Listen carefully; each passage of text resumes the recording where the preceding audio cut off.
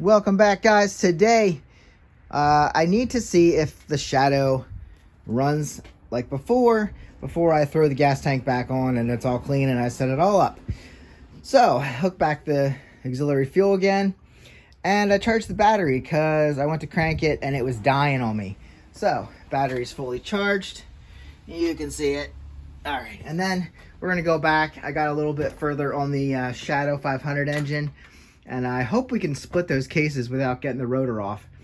Not sure if that's possible. So this is really hard to get into. The battery is buried in the middle, but I was able to charge it up. And let's see if with gas and a charged battery, she's willing to pop off for me. Keys are thrown on the ground because I had to get that cable in there to charge the battery. All right, key is on, and just a little bit ago, she was not cranking well. She was quite tired. So we have to check the battery output too and make sure it's recharging. Let's see what happens with a brand new fresh battery. Sorry, it's not brand new charged. Now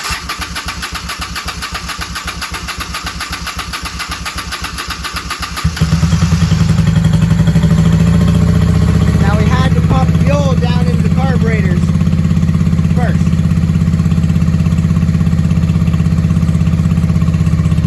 She is running, which is good.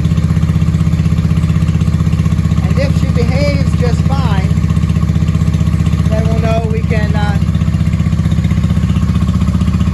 put her all back together. I don't think she's running right like she was.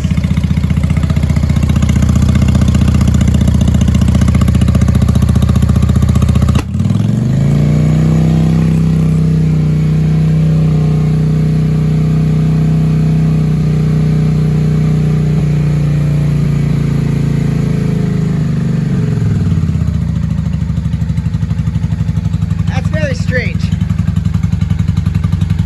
had that backfire and then she revved up. So now we're gonna get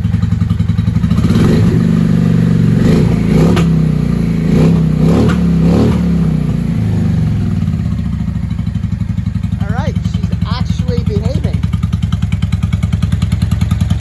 So maybe I did just run her out of fuel the other day.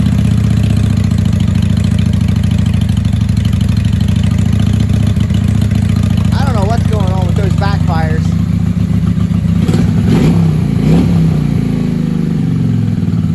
But knowing that she is taking revs,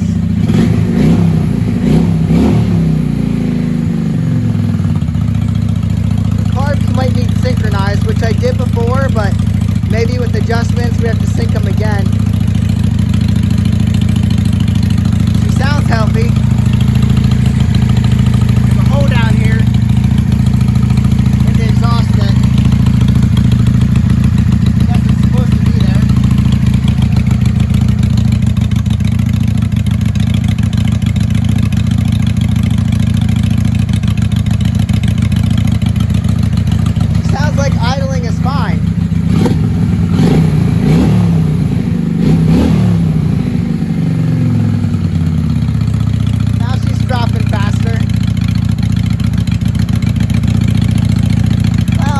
Might be able to trust her. Definitely better than before.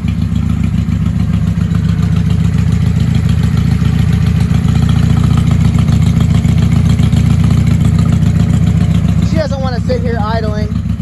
So, all right. I think we're okay. Stage 3 jet kit, open exhaust, because that's how I got it. K&N air filter and a clean tank. We already have a filter here. Fuel pump seems to be working. I know I tested that at some point. And fully charged battery. We do need to check that. Okay, do that quick. Charging over 12. Let's see as we rev it up.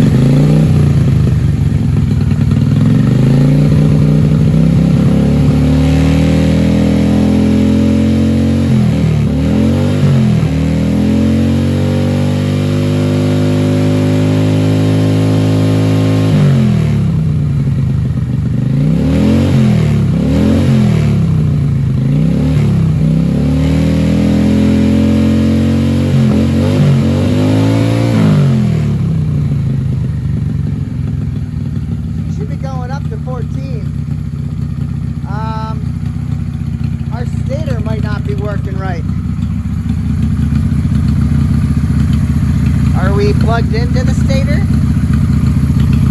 Oh, we did a stator repair one time. Those are hot. That was a poor repair, I guess. Well, that could be a reason that she's not charging right. One thing after another.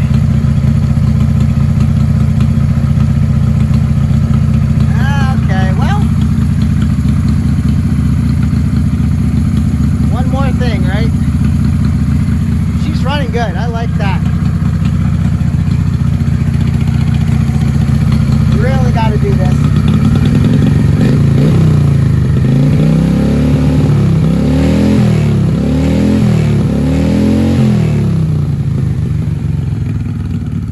We don't want this thing just to die as you're riding.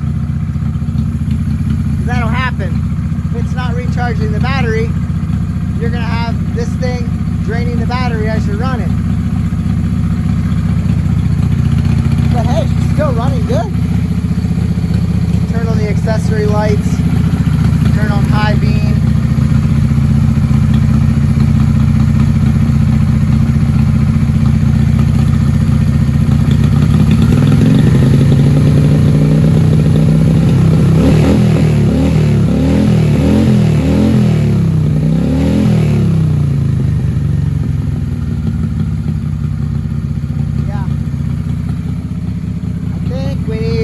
Something about the charging system still. That's a real shame.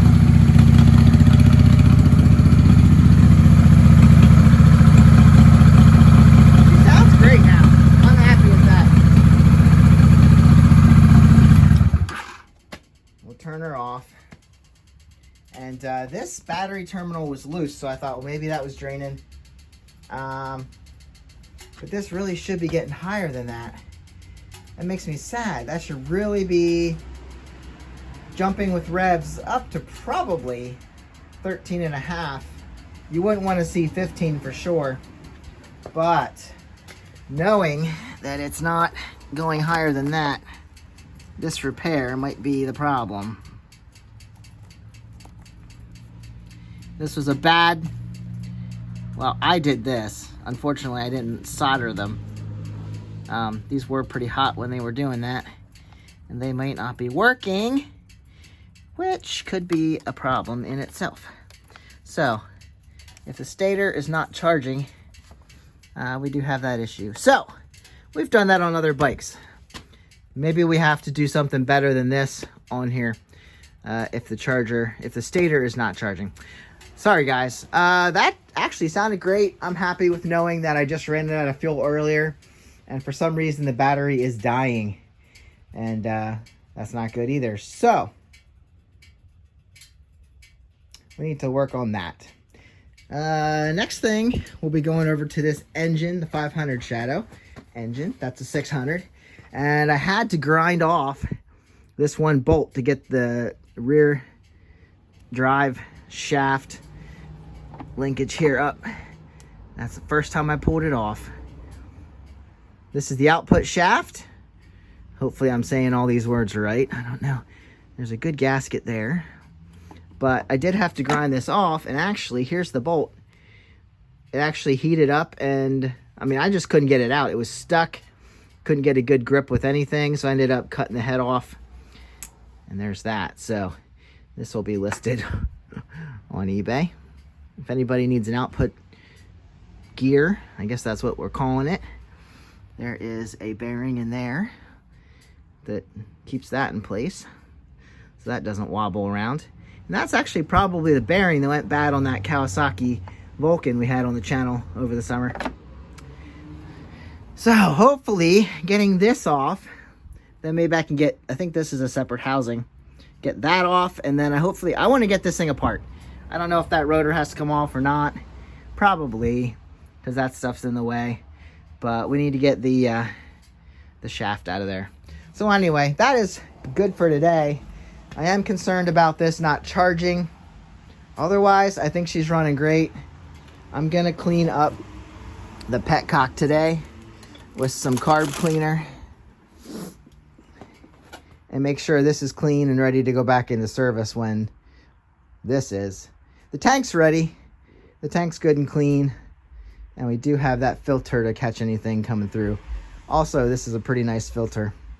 So this will be catching anything going through too. So I guess that's it for today.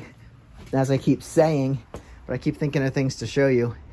But we'll clean this up with some carb cleaner, as I just told you, and make it shiny and new. And I think this all will work and be great. And we don't want any rust going down into the carbs because I think they're fine. So that's what we got. The battery is not sitting here draining, which is good. Yeah, we'll check it again later. We're up at 12.